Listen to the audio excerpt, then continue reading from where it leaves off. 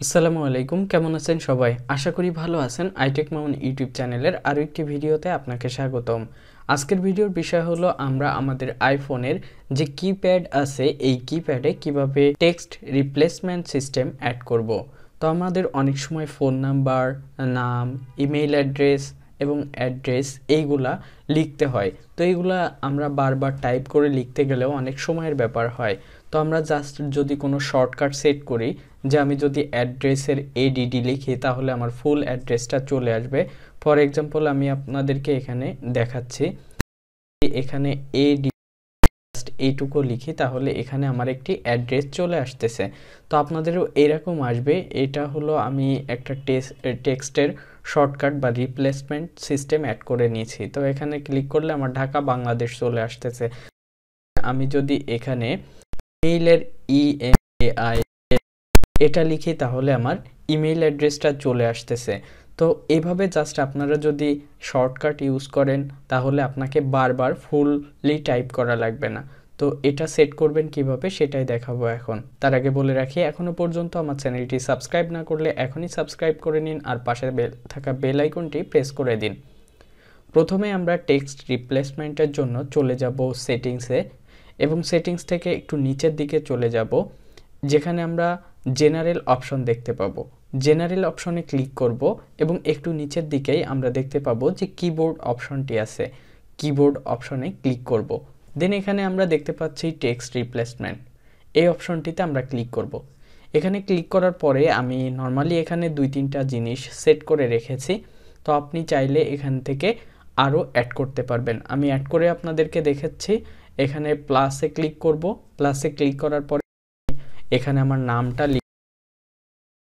UN এটা, আর shortcut যে অপশনটা মানে আপনি যেটা লিখলে আপনার এই নামটা চলে আসবে এনএ বা এনএএমই, এটা আপনি যেটা সেট করেন সেটাই হবে।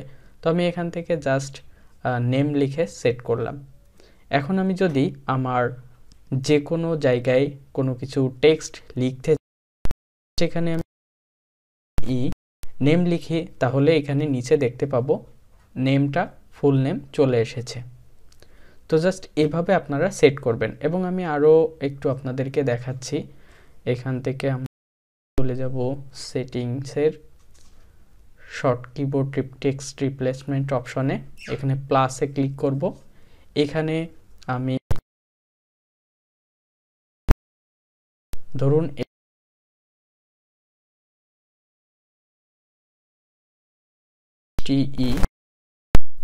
TECHMAM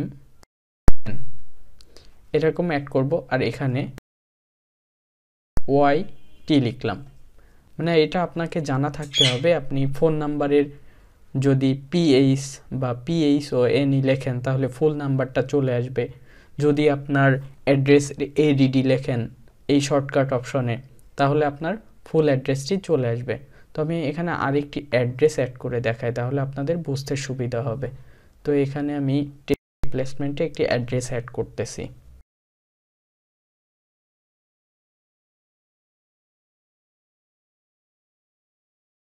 জাস্ট এটা আমি এখন যদি এখানে TDRE এটা লিখি, যদি অ্যাড্রেস ফুল লিখি তাহলে এই অ্যাড্রেসটি আসবে। আমাদের কিন্তু ব্যক্তিগত এমন কিছু তথ্য থাকে যেটা বারবার আমাদেরকে টেক্সট করতে হয় বা লিখতে হয়।